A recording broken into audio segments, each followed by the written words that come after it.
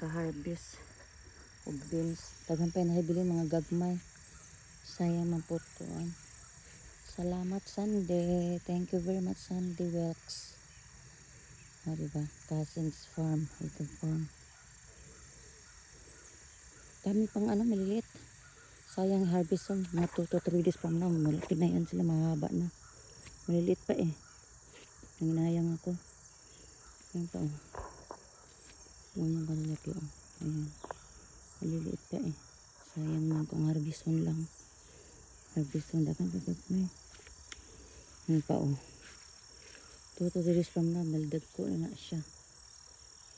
Nanguha rakig tama sa makuha. Sayang man.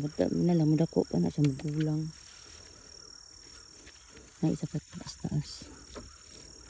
Nanguha tang harvest ta.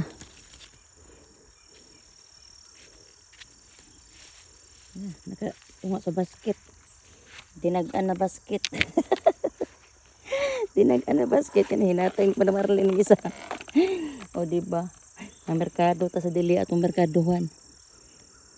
Salamat. Cousins barn. That's also cousins too.